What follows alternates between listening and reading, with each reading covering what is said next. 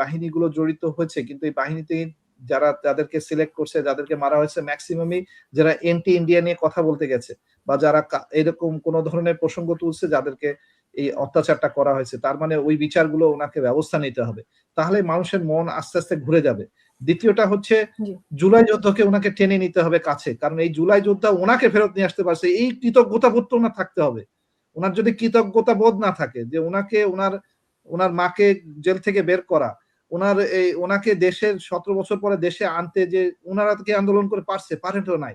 এই আর জুলাই যোদ্ধা তো বেসিক্যালি হাদির না, আমার না, কারো না, আমরা প্রত্যেকটা মানুষ মাঠে ছিলাম, কারণ আমাদের হচ্ছে যে নিঃশ্বাস, মানে আমরা যদি বাংলাদেশি হিসেবে নিঃশ্বাস নিতে পারতেছিলাম না, কারণ আমাদেরকে ইন্ডিয়ার লোকজন গলা চিপে বসেছিল যেখানে যাই। যেমন ধরেন আমার যে চাকরি করতে আমি সেখানেও তো আমি ইন্ডিয়াকে কম্পিটিট করছি, ইন্ডিয়া বললো যে এই আইবি বিভাগ জার্মান কোম্পানির বাংলাদেশে কোনো অফিস থাকার দরকার নেই, ইন্ডিয়া থেকে তারা প্রজেক্ট চালাবে। This is how they use to control. তারা প্রত্যেকটা সেক্টরে তারা কন্ট্রোল করতে চাইছে, প্রত্যেকটা বিষয়ে তারা যত যে জায়গায় অর্থনৈতিক বিষয় আছে, যেমন বাংলাদেশ ব্যাংকে লুট করছে, এই ইন্ডিয়ান মানুষ দিয়ে লুট করা হয়েছে। তাহলে এই জায়গাগুলোকে যদি Tarique Zia as a president, মানে প্রধানমন্ত্রী, উনি যদি ক্লিয়ার করতে পারেন, ওনাকে অ্যাকসেপ্ট করতে মানুষ এখনো বসে আছে, মানুষ অপেক্ষা করছে। মানুষ কিন্তু আসলে জামাতি হতে চাচ্ছে না, কারণ মানুষের মধ্যে ওটাও ভয় আছে যে জামাত কালকে আসলে ইসলামিক আইনগুলো যখন খুব কড়াকড়ি আইন করবে, তাতে মানুষের স্বাধীনতার হরণ হতে পারে। বিশেষ করে মহিলারা এই জিনিসগুলো আমার সাথে আলোচনা করেন, তারা বলে যে কালকে থেকে আমাকে বোরকা পড়তে হবে, আমি তো বোরকা পড়তে চাই না, আমি তো এই পোশাকে অভ্যস্ত। আমি বলছি না, তোমাকে বোরকা পরার কথা তো কেউ বলে নাই। বলছে না, জামাত আসলে তো বোরকা পর। এই যে মানুষের মধ্যে একটা আইডিওলজিক্যালি এই যে গ্যাপ আছে, এই গ্যাপটাকে উনি এইটা ক্যাচ করতে পারতেন। উনি যে জায়গাটায় ওই মানে যে বাচ্চাগুলো বা যাদের কাছে উনি পৌঁছাতে পারতেন, কিন্তু উনি এতটাই আটকায় আছেন বলয়ে, ওনাকে সিকিউরিটির নাম দিয়ে ওনার সিস্টেমটাকে এত কড়াকড়ি ভাবে ওনাকে জনগণের থেকে দূরে রাখা হয়েছে। দেখেন, একটা খেয়াল করে দেখেন, হাসনাত আব্দুল্লাহ এত অল্প বয়সে এত পপুলারিটি কেন হচ্ছে? বিকজ সে একটা যে মানে ভাঙ্গা টিনের থালাতে খাচ্ছে, তার সাথে বসে টিনের থালাতে খাচ্ছে, সে তার সাথে ভ্যানে চড়তেছে, সে তার সাথে টেম্পোতে চড়তেছে, তাকে মানুষ অ্যাকসেপ্ট করে ফেলতেছে, সে তো তাকে দেখতে পাচ্ছে, শুইতে পাচ্ছে। এটা অনেক বড় জিনিস। এই জিনিসটা যদি তারেক জিয়া বুঝতে না পারেন, তো তারেক জিয়ার ভুল এটা। এখন সেই ভুলের জন্য মাসুল তো সে দিবে, আমি দিব? আপনি যে আমাকে প্রশ্ন করতে পারেন, আপনি ওনাকে ক্রিটিসাইজ করেন, আমি তো বলছি এটা তো ওনার ভুল, ওনার ভুলের জন্য আমি কেন মানে দোষারোপিত হব? ওনার নেতা হিসেবে ওনাকে জানতে হবে, বুঝতে হবে যে কোনটা মানুষ অ্যাকসেপ্ট করছে আর কোনটা মানুষ অ্যাকসেপ্ট করছে না। জামাতকে কেন অ্যাকসেপ্ট করতেছে? জামাতকে অ্যাকসেপ্ট করতেছে কারণ জানার মানুষের সামনে এই যে যেমন ধরেন দেখেন কত সুন্দর গেম খেলছে, মানে রাজনীতির গেম যেটাকে বলি, জামাত আন্দোলন না করে ময়লা পরিষ্কার করতেছে, জামাত মানে যতগুলো এমপি তারা এলাকায় যে চাঁদাবাজি বন্ধ করতেছে। আপনি কি মনে করেন ওই এলাকায় নেক্সট টাইম গেলে আপনার কোন এমপি বিএনপিরা দাঁড়ালে জিতবে? কোনোদিনে জিতবে না, বিকজ মানুষ তো তাদেরকে অ্যাকসেপ্ট করে নিচ্ছে। তারা তো ওই যে বললাম 43% থেকে নেক্সট হিসাব নিকাশ করার তো সময় আসেনি এখনো, মানে এক সপ্তাহে তো আর হিসাব নিকাশ করে ফেলা যাবে না। আমি আপনার ওই যে জায়গাটায় বলতেছিলাম যে দুইটা অংশ, আপনার আজকের আলোচনার দুইটা অংশ, একটা হচ্ছে ইলেকশন আর একটা ইলেকশন পরবর্তী সরকার। এখন আপনি প্রশ্নটা শুরু করছেন ইলেকশন পরবর্তী সরকার, আমি একটু পিছনে চলে গেছি, কারণ আমি বলছি ইলেকশনের আগে এবং ইলেকশনটা কি হলো, ওই জায়গায় কিছু কমিটমেন্ট ছিল। ইলেকশনে আসার আগে বিএনপি কমিট করেছে যে আমি নিজেও হ্যাঁ ভোটে দিচ্ছি। উনি তো নিজেই পাবলিকলি বলেছেন যে আপনারা হ্যাঁ ভোটে ভোট দিবেন, তাহলে হ্যাঁ জয়যুক্ত হয়েছে, সেই কাজটা করবেন। তো সেই কাজটা করার জন্য আপনি যদি বলেন যে না আমি এভাবে করবো না, আমি ওভাবে করব, সেটাও ক্লিয়ার করেন যে আপনি কিভাবে করবেন, how you are going to do that. আপনি বলতেছেন সংসদে গেলে আপনি 2/3 মেজরিটি নিয়ে করবেন, তাহলে আমি ভোট দিলাম কি জন্য? আমরা যদি 68% হ্যাঁ ভোট দিলাম, আমাকে কুইন নিবে হ্যাঁ, আমরা কারা তাহলে? আমরা কুইন নি প্রোগ্রামটা।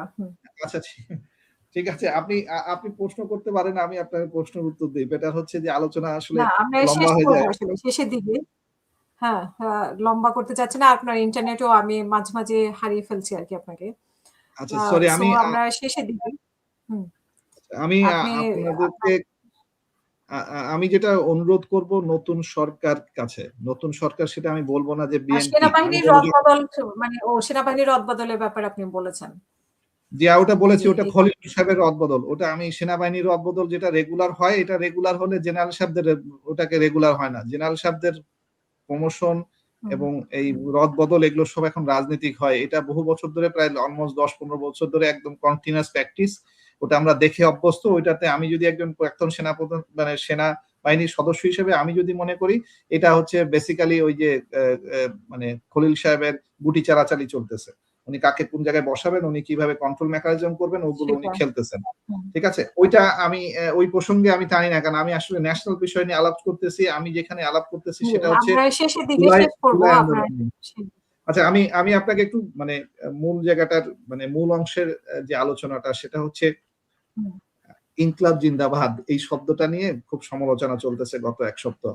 এই সমালোচনাটাকে সমালোচনা না করে এটাকে যদি রাজনৈতিকভাবে গ্রহণ করে এবং সেটাকে মানুষের কাছে প্রেজেন্ট করা যায়, তার মধ্যে দুইটা জিনিস খুব এই মুহূর্তে স্পেসিফিক। সেটা হচ্ছে হাদির হত্যার বিচার। এটা যদি ইনকলাব মঞ্চকে উনি মনে করেন যে উনি পুলিশ দিয়ে থামাই দিতে পারবেন, আমি ওনাকে রিকোয়েস্ট করব এই কাজটা যেন উনি না করেন। এটা করলে আরেকটা আন্দোলনের বিস্ফোরণ হবে এবং এই ধরনের ভুল যদি উনি করে থাকেন, সবচেয়ে বড় ভুল উনি এটা করবেন, কারণ উনি ধারণা করতে পারতেছেন না মানুষের ভিতরে ক্ষোভটা কোন পর্যায়ে আছে। মানুষ যখন রাস্তায় বেরিয়ে যাবে, কোনো আর্মি, কোনো পুলিশ, আর আপনাকে আমি একদম পরিষ্কারভাবে একটা উদাহরণ দিয়ে বলে দিই, পুলিশের মানসিকভাবে ওই ধরনের কোনো জোর আর নাই। যে পুলিশ পালায় যায়, যে দৌড়ায়, ইউনিফর্ম খুলে আন্ডারওয়্যার পরে দৌড়াইতে দেখছি, আমি আমার নিজের চোখে দেখছি। হ্যাঁ, তো যে পুলিশ আন্ডারওয়্যার পরে দৌড়ায় পালাইছে, সেই পুলিশের কাছ থেকে উনি যদি এক্সপেক্ট করে যে পুলিশ ওনাকে সহযোগিতা করবে এই আইন শৃঙ্খলা ঠিক করতে হবে, অসম্ভব। অসম্ভব, আমি একদম পরিষ্কার ভাবে বললাম, এই পুলিশ পারবে না। কারণ এই পুলিশ যেহেতু দুর্নীতি করেছে, মানুষ খুন করেছে, এরকম অপরাধ করেছে, এদের মনোবল নাই। এই মনোবল এবং আর্মির যে সৈনিকরা, এই সৈনিকরা আমার সাথে প্রচুর পরিমাণে যোগাযোগ করেছে। আমি যেটা বুঝতেছি, তারা আর্মির অফিসারদের প্রতি আস্তে আস্তে তাদের আস্থা হারাচ্ছে। আমার কথা হচ্ছে এটা একটা দেশের জন্য খুব খারাপ একটা ইন্ডিকেশন। আমি রিকোয়েস্ট করব, উনি একজন প্রধানমন্ত্রী হিসেবে খুব শীঘ্রই এটা রিপেয়ার মেকানিজমে নেমে যাবেন। উনি আর্মিতে যে সকল দুর্নীতিপরায়ণ ব্যক্তি আছে তাদেরকে শাস্তি করবেন, যে সকল বিচার হওয়ার কথা সেই বিচারগুলো করবেন, বিডিআর হত্যার রিপোর্ট পেশ করবেন, বিডিআর বিচার করবেন। আর জুলাই সনদ নিয়ে উনি এভাবে না করে উনি আবার জুলাই সনদের যে সকল মূল যারা ছাত্র আন্দোলন হয়েছে তাদেরকে ডাকুক, দরকার হয় জামাতকে ডাকার দরকার নেই, তাদেরকে ডাকুক, তাদের সাথে আলোচনা করুক। উনি যদি কোনো পরিবর্তন করতে চায় আলোচনার মাধ্যমে করুক, কিন্তু উনি যদি দেখায় যে এইরকম হ্যাডম, এই হ্যাডম মানুষের নেয় না। উনাকে এরকম হ্যাডম দেখাই দিবে মানুষ। মানুষ এখন এই পরিমাণ জায়গায় পৌঁছায় গেছে, যেমন আমার যদি জায়গায় বলেন আমি ওই জায়গায় পৌঁছায় আছি। আমিও কাউরে পুষি না, কারণ আমি আমার নিজের খায় আমাকে ওই কাফনে কাপড় পাঠায় যখন মানুষকে ভয় দেখানো যায় না, তখন ওই ভয় আর মানুষ পায় না। আপনাকে এই জিনিসগুলোকে বুঝতে হবে। সব জনগণ না। জি, বিএনপিও তো জনগণ, তাই না? বিএনপিও তো ওই জন্য তো বললাম বিএনপি জনগণ, কিন্তু বিএনপি জনগণ হিসেবে আপনি যদি আমার মতো একটা জনগণকেও যদি মূল্যায়ন না করতে পারেন, মানে আমি একজন ব্যক্তি হিসেবে যদি মূল্যায়ন না পাই, আমিও তখন এই একজন ব্যক্তি 2 জন 5 জন 10 জন 20 জন হইতে হইতে আপনাকে নাম্বারটা আমি শুরুতেই দেখাই দিয়েছি, 68% গণভোটে হ্যাঁ দিয়েছে। আপনি যদি কালকে গণভোটকে ছুঁড়ে ফেলে দেন তাহলে 68% আপনার বিরুদ্ধে দাঁড়াবে। এইটুকু নাম্বার আপনার তো মনে রাখতে হবে। এই নাম্বারে তো ভুল করা যাবে না। এইখানে আমি বলতেছি আপনি আলোচনা করতে পারেন, বাট আপনি মানে আপনি ছুঁড়ে ফেলে দিতে পারেন না। এই জায়গাগুলোতে আমি ওনাকে অনুরোধ করলাম। উনি রাজার ছেলে, রাজার ছেলেরা হয় কি অনুরোধ নিতে চায় না, কারণ ওনারা নিজেকে রাজা মনে করে। উনি মনে করে যে ওনার সব জ্ঞান ওনার আছে। আমি এই জায়গা থেকে আমি নিজেও যেন বলি আমার সব জ্ঞান নাই, আমাকে জ্ঞান অর্জন করতে হয়। প্রতিদিন আমাকে একটা জিনিস শিখতে হয়, জানতে হয়, তারপরে আপনার সামনে যে বলতেছি আমাকে এগুলো পড়াশোনা করতে হয়। তো এইরকম সেম জিনিস ওনাকেও আমি রিকোয়েস্ট করব যে উনি মানুষেরটা পড়ুক, মানুষকে জানুক, তারপরে উনি মানুষ সম্বন্ধে কথা বলুক। কিন্তু উনি মানুষকে যদি এই মানুষের কাছে না পৌঁছাতে পারে, ওনাকে যদি ওই এসএসএফ এর নাম দিয়ে খলিল সাহেব ওনাকে যদি ঘিরে আটকায় ফেলায়, যেটা শেখ হাসিনার সময় হইতো, এরা তো পাবলিকের সাথে ছিল না, এরা পাবলিকের সাথে ডিস্টেন্সে থাকে, এরা পাবলিকের কাছে। কিন্তু দেখেন জামাত ইসলামীর এই আমির থেকে শুরু করে মানে এই এনসিপি নেতারা এরা পাবলিকের সাথে এখন আছে, পাবলিক এদেরকে অ্যাকসেপ্ট করতেছে, বিকজ তারা তাদেরকে ওই যে বললাম ছুতে পারতেছে, দেখতে পাচ্ছে। This is what is the believing.